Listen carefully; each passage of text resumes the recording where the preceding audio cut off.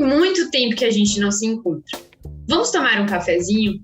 Essa bebida tão presente no nosso cotidiano traz uma representação muito maior do que imaginamos. Ela conta a história de povos, lugares, tradições e pessoas ao redor do mundo, além de ser um símbolo da cultura brasileira.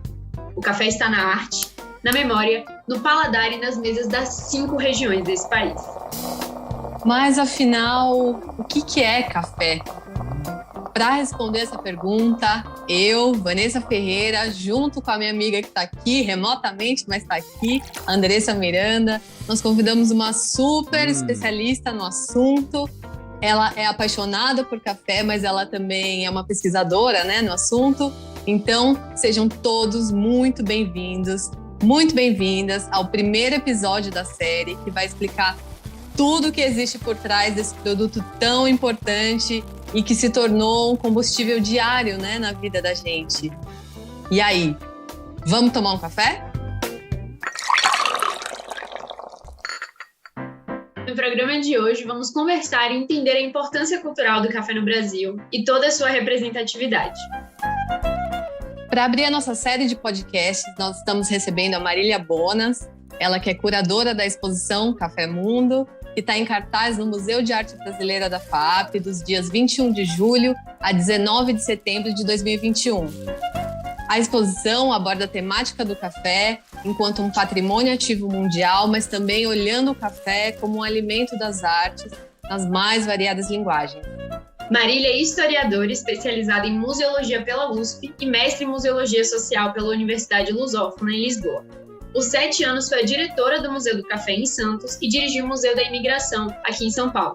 Seus trabalhos também incluem o Museu da Língua Portuguesa e o Memorial da Resistência em São Paulo.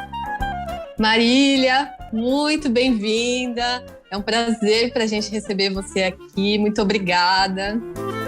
Obrigada, uma honra. Estou animada. E para começo de conversa, queria fazer uma pergunta difícil, que é: o que o café simboliza para você? Olha, o café, acho que tem, todo mundo no Brasil, acho que tem uma relação muito afetiva com o café, né? Eu tenho muitas lembranças de infância, de família.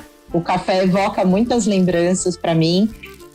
Mas também o café virou meu objeto de trabalho e estudo por muitos anos.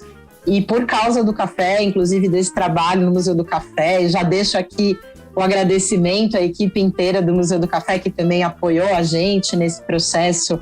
E é muito de um lugar, enfim, de onde eu venho, né? Mas eu também pude viajar muito, conhecer muitos apaixonados por café e estudar o café como um objeto cultural, né? Que é aí o recorte da nossa exposição em cartaz. Legal, Marília. E agora, essa pergunta, ela é para tirar a curiosidade de muitas pessoas, que muita gente não sabe o que faz um curador. Então, conta pra gente como funciona essa profissão. O curador é uma pessoa, é uma figura dentro no mundo dos museus, mas não só, também no mundo das galerias e centros culturais, que constrói uma narrativa a partir de um arranjo, de uma seleção, do que a gente chama de uma curadoria, de objetos que podem ser materiais ou imateriais, né? Então, esses objetos, eles trazem aí um monte de informações. Então, cada objeto que a gente tem, e aí eu gosto muito de fazer essas metáforas, né? Cada objeto, se a gente pegar um telefone celular, por exemplo, ele tem muitas camadas de informação, né? Então, ele pode estar no Museu da Tecnologia, ele pode estar numa exposição sobre o plástico, ele pode estar numa exposição biográfica. O curador seleciona aspectos desses objetos e com essas, enfim, camadas de informação desses objetos, ele constrói uma narrativa. O trabalho, claro, de curadoria em museus de história é diferente de museus de arte ou de museus de ciência, porque também tem aí um compromisso de você dar contextos históricos, trazer documentos, trazer arquivos também para ajudar o público a entender o que esses objetos, qual é a importância desses objetos nesse contexto, né? Então é um pouco esse o trabalho do curador. O curador é sempre um pesquisador, em geral o curador é um especialista no tema, ou ele conta com articulação de especialistas, grupos, comunidades aí que são sujeitos dessa experiência ou pesquisadores dessa experiência. A gente tem uma curiosidade aqui também em saber como isso aconteceu na sua vida, né? Como o trabalho de curadoria aconteceu na sua vida. Já era uma vontade ou ele foi acontecendo ao longo da sua profissão e da sua pesquisa? Bom, eu trabalho há 20 anos na área de museus e eu passei por todas as áreas. Eu comecei como estagiária no educativo, depois virei educadora, depois fui trabalhar na pesquisa, na documentação e sempre tive uma pesquisa, desde a graduação, uma pesquisa em História de São Paulo, que é a minha frente mais acadêmica, né? E o trabalho de curadoria começou dentro dessas instituições onde eu trabalhei. Então, no próprio Museu do Café, né? Quando eu cheguei no Museu do Café, a curadoria era feita pela própria equipe do museu, ainda é feita. A gente constituiu uma equipe de pesquisa e curadoria que passou a investigar as várias camadas. Depois no Museu da Imigração, e depois eu também fiz algumas curadorias para outras instituições fora e tal, a partir desses meus temas de especialidade. Então eu trabalho muito numa perspectiva de uma curadoria que é de uma articulação. Claro que tem curadorias em que eu sou especialista e tal, mas, por exemplo, no caso da nossa exposição aqui, somos eu e o Pedro Neri, os curadores, e cada um com a sua aí especialidade. O Pedro é um curador, enfim, é historiador também museólogo, mas mais voltado para a questão das artes visuais, e eu sou uma pessoa mais voltada para exposições de história, né? Então, surgiu muito da prática cotidiana de lidar com a pesquisa desses museus onde eu trabalhei e com esses objetos onde eu trabalhei. Aí eu fui me especializando, fui me aventurando também. Interessante, Marília. E agora a nossa pergunta ela é mais emocional mesmo, né? Que é sobre essa sua paixão pelo café, como a gente falou no início do episódio. Como isso aconteceu? Como veio essa história de amor? Olha, você sabe que tem uma coisa... Em casa todo mundo toma muito café, desde muito pequena. Eu sou da geração, eu nasci nos anos 80, eu sou da geração em que as crianças tomavam café com leite na mamadeira. Hoje tem, né, nutricionistas que falam, olha, não é muito bom, tem que esperar uma certa idade, mas eu não. Eu tomei café desde muito pequena. E eu tenho uma relação familiar com isso também, porque meus avós, por parte de mãe, que eram italianos, migraram para o Brasil para trabalhar em fazendas de café. E meus avós, por parte de pai, eles eram de Campinas e migraram para o Oeste Paulista, também filhos de imigrantes, também por causa da expansão ferroviária, que tem a ver com a expansão do café.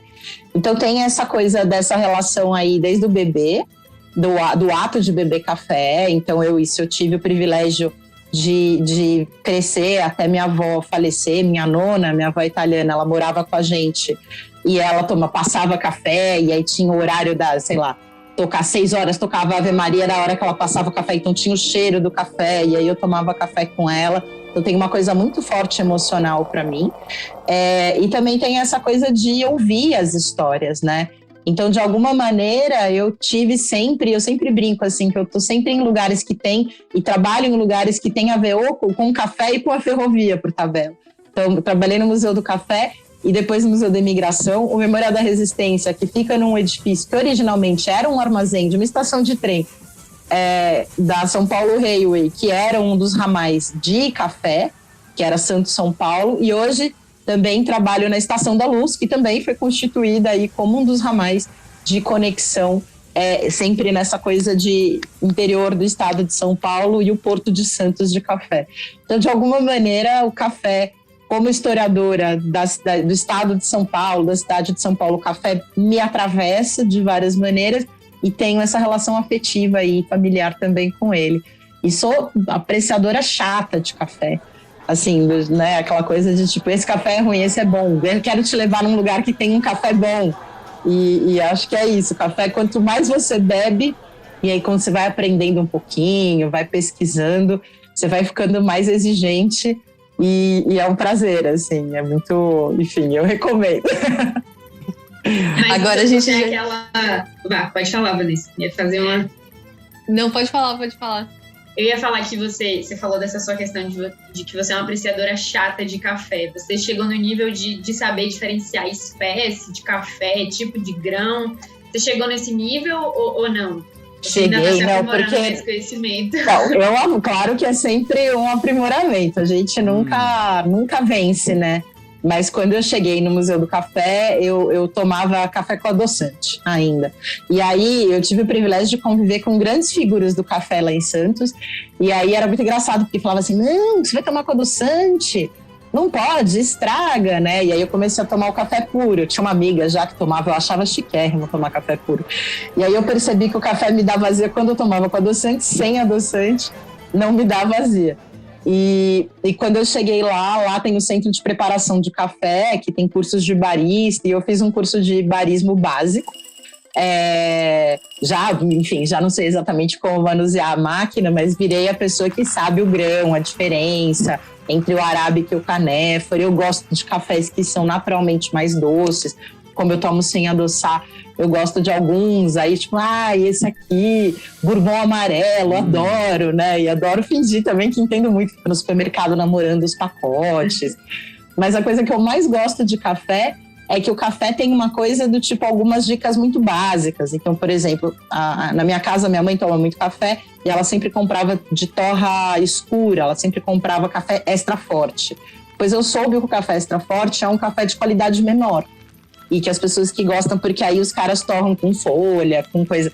Então, do tipo, você vai no mercado, você compra o café de torra média, básico, você tá feliz, tá tudo bem. Se for a vácuo, vai... Então, tem umas coisas do mundo do café que passam muito pelo nosso dia a dia também, que até hoje eu sou a pessoa que fica pregando a palavra do café para todo mundo. Tipo, não compra esse, compra esse aqui que tá a vácuo, que é melhor. Não precisa ser tão caro. Então.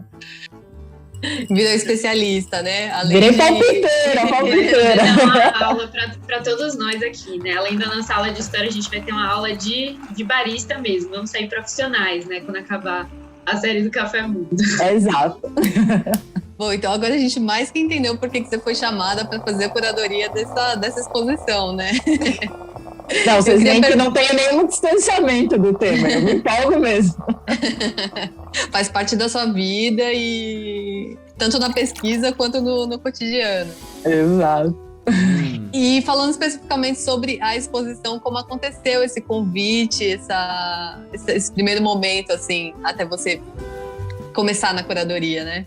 Não, o pessoal da Tudo Cultural, que é incrível, né? Que é a produtora da exposição, entrou em contato comigo para pedir indicações. Sabia que eu já não estava mais no Museu do Café. E aí, quando eu vi a possibilidade de desenhar o projeto, quando, olha, a gente tem aí uma ideia de um projeto que pensa o café como um produto cultural, café e cultura. E aí eu falei, que lindo, né? Porque a gente, enfim, conheço muitos museus de café no mundo, tive esse privilégio aí nesse tempo que eu fiquei no Museu do Café, viajei o mundo conhecendo museus de café. E o próprio, conheço muito bem o Museu do Café de Santos e falo, sempre tem uma lacuna dessa parte da cultura do café no mundo, né? A gente fala muito do café no Brasil, porque o Brasil, de fato, é o polo do café em muitas camadas aí de informação, mas quando pensou em cultura e mundo, eu fiquei animada e aí eu retornei para elas e falei, eu quero, posso ser eu a curadora? Porque eu fiquei falando, eu vou ajudar vocês, eu posso ser eu a curadora? E aí a gente começou esse processo que foi uma aventura, e o que foi lindo nesse processo nosso de curadoria é que a equipe foi, então comecei eu, depois entrou o pessoal da Elástica, que é o pessoal da expografia, né? E que então o William, a Beatriz, depois eu chamei o Pedro, e a gente fez no fundo um grande grupo de curadoria, né? Então hoje a gente tem o Zé, o Cassiano, então todo mundo participou, porque café é um objeto patrimonial tão próximo da gente que todo mundo tem a aportar, todo mundo tem uma história, todo mundo tem uma lembrança, todo mundo tem um filme que viu, uma música que lembra.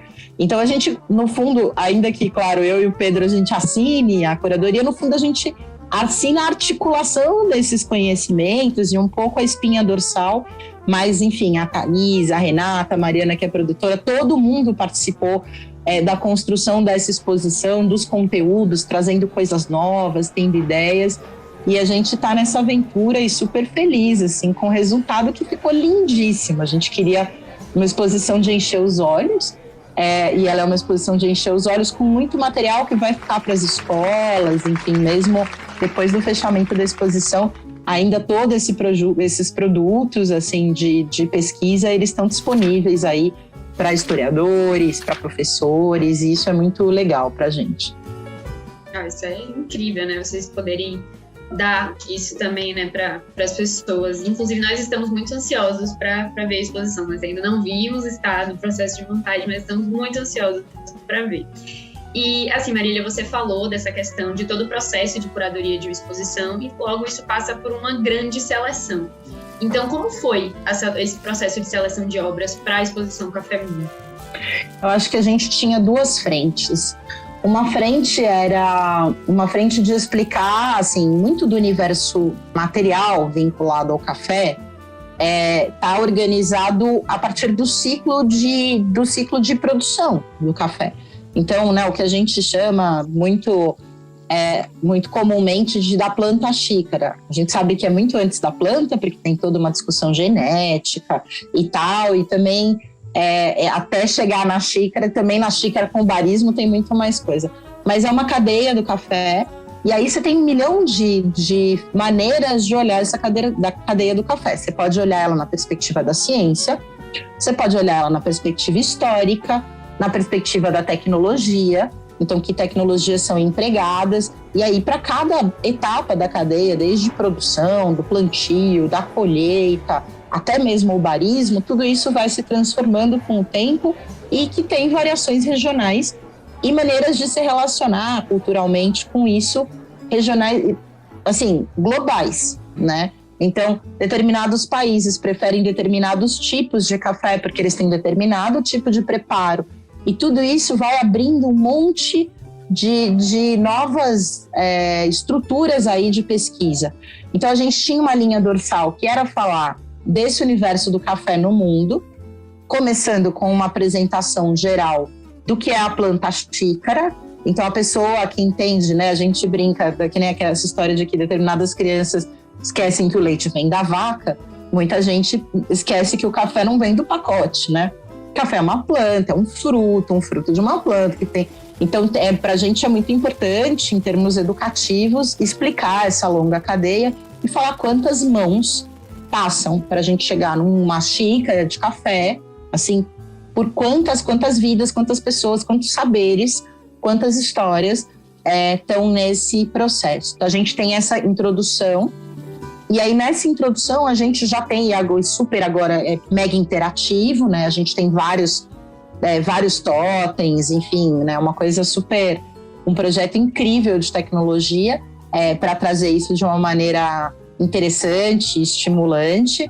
Depois, falar um pouco dessas cidades do café, então falar um pouco da história, falar um pouco das cidades, fala um pouco dessa coisa da tecnologia, mas mais num caminho aí de explicar também a parte de barismo, né? Então, tem a roda de sabores do café. Então, na língua, como que você sente os aspectos do café, o que é frutado, o que é amadeirado, né? Então, tem a roda, que é uma coisa que o pessoal que faz a prova de café usa para poder medir a qualidade. Então, a gente tem ali esses monitores que trazem esses conteúdos. Tem um joguinho de receitas, e que é muito legal também, para depois chegar numa estante enorme, que é a parte mais nobre, assim, né, dessa primeira fase, desse primeiro módulo, grande módulo da exposição, que é uma estante que traz essa coisa da cultura material do café, esses objetos vinculados, né? Então, a gente conta esses sujeitos, essas etapas, essas histórias, um pouco geograficamente, depois a gente chega nessa questão da cultura material do café. E aí, isso é uma frente, depois a gente tem uma segunda frente. Então, a primeira frente que é mais uma grande contextualização e uma segunda parte que é o café na cultura mesmo. E aí tem essa parte de artes visuais com grandes artistas, que é a curadoria do Pedro, e com obras que, enfim, pouquíssimo expostas, obras do acervo do MAB, obras do acervo incríveis. Recebemos isso. Incríveis, assim. E é super um mega privilégio. A gente está com obras do Museu do Ipiranga, que está fechado para restauro. Obras do Ferrinho, que é um pintor clássico da iconografia do café. Então, a gente brinca muito com essa coisa de trazer também, na representação das artes visuais, trazer o clássico e trazer o contemporâneo. Então, a gente tem instalações, a gente tem vídeos, né? E a gente tem uma obra, uma coisa que a gente chama de site specific, uma obra montada especialmente para a exposição, da artista Raquel Fayad.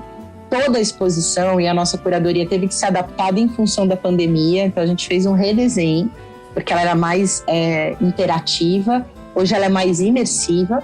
E aí a gente tem um vídeo mapping sobre a história do café, que é super bonito, também mega imersivo, e a Rádio Café, que era também falar dessa coisa desde a cultura do rádio, mas das músicas do café, do cinema.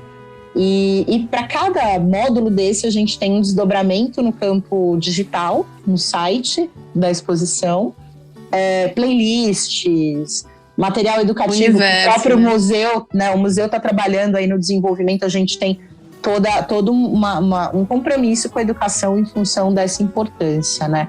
Foi difícil selecionar. Foi difícil. Isso que eu ia perguntar, porque é um tema tão complexo e tão amplo. E aí eu queria perguntar se teve assim, alguma coisa que foi o maior desafio para montar essa curadoria. Acho que o desafio primeiro era mostrar a importância do café no mundo, né? Então a gente queria muito falar dessa coisa dos hábitos, dos modos de preparo, e isso é muita informação. E a gente não queria, e é isso, assim, é uma exposição que ela vem de uma maneira complementar ao trabalho de que os museus do café já fazem. Então ela tem um recorte, né? Mas dar conta disso e falar a origem do café e os modos de preparo e contar os causos e contar as histórias e botar as músicas. Então o mais difícil foi a gente conseguir fazer com que todas essas informações fossem informações ali apresentadas para o público de uma maneira estimulante, considerando os protocolos de segurança da pandemia, né? Então, acho que esse foi o maior desafio, assim, mas super deu certo. É muito interessante isso que você falou, Marília. São muitas linguagens, né, nessa exposição. São muitos artistas, linguagens completamente distintas e que conseguem se unir e, ao mesmo tempo, falar a mesma língua. Então, inclusive, para quem ficou curioso, nós receberemos todos esses artistas aqui no nosso podcast, que também é uma parceria com a Exposição Café Mundo. Então, vai ser uma imersão aqui com a gente também, né? A gente ainda tem também 2 fotógrafos, só que eu esqueci, porque é tanta coisa. A gente também tem 2 fotógrafos ali. E inclusive um deles, super premiado, jovem colombiano, que é o Panchoaga, e que é a primeira vez que ele vai ser exposto, e vai ter uma pequena amostra dele. Então, dentro da exposição, a gente tem pequenas exposições ainda. E isso é muito, né? A gente tem janelinhas ali para serem exploradas. E é muito legal que vocês trouxeram esses outros universos, por exemplo, a Rádio TV FAAP, é a primeira vez que ela participa junto com uma exposição. Então vocês conseguiram também abrir para essas outras linguagens, foi muito legal. Falando sobre a seleção de obras, você comentou de alguns artistas. Queria saber também como vocês pensaram essa seleção, o que vocês procuraram manter para fechar um grupo de artistas. Eu acho que a primeira coisa, e acho que aí até depois o Pedro, que eu sei que vai falar também, enfim, acho que a gente tinha um desafio de mesclar o que a gente entende como uma iconografia clássica de fazendas e uma iconografia clássica do café pelas fotografias, por exemplo, com uma visão mais crítica e mais contemporânea, né? Então eu cito o Panchoaga, por exemplo, porque ele é colombiano, que é um país irmão, né, dentro dessa questão da cultura do café, mas ele traz fotos muito de uma cultura urbana do café, mas que tem aí uma crítica, né? E é sempre uma crítica, como que se constrói uma visão crítica sobre o café. Porque o café é isso, né? Ele é esse grande produto, mas quantas vidas, em função dos processos de escravização, ou mesmo das condições da imigração, né, nas primeiras décadas e tudo mais, quantas vidas se perderam, ou quantas pessoas foram exploradas em função do café. E então a gente também queria trazer isso na exposição, e isso serviu como critério de seleção dessas obras, né? E a gente também queria sair um pouco do que é mais conhecido, do clichê, né? Então, muita gente fala, e café já vem imediatamente 2 ou 3 artistas. A gente queria trazer novos olhares, e tem essa coisa de múltiplas vozes, assim, né? Para a seleção. E esse diálogo com essa primeira grande parte, que é uma parte histórica, né?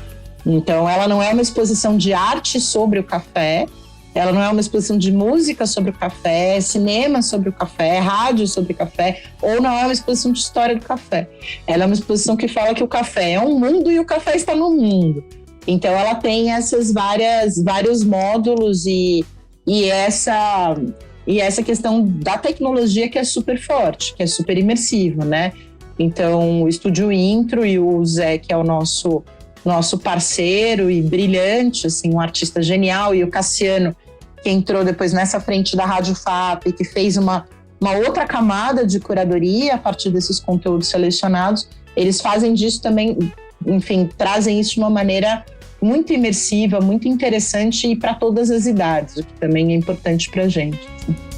Você comentou algo, Marília, sobre essa questão do café estar no mundo, né? Então, mas voltando, trazendo um recorte muito maior para o Brasil e para a cultura brasileira, como você enxerga esse processo do café marcou e continuar marcando a nossa cultura? Né? Esse processo meio histórico-cultural. O café, ele é um objeto histórico, né? Que tem muitas camadas. Como qualquer objeto patrimonial, você pode iluminar o café e pensar a história do café no Brasil de vários ângulos, né?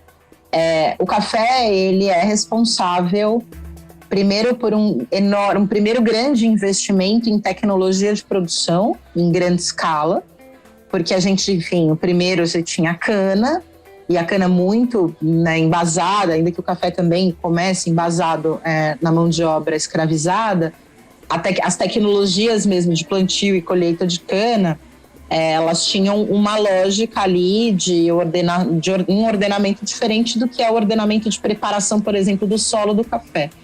E é interessante acompanhar isso historicamente. As primeiras plantações de café eram feitas em solo em declive, no Morro da Tijuca, no Rio, que foi o primeiro ainda no final do século XVIII, se eu não me engano, no começo do XIX.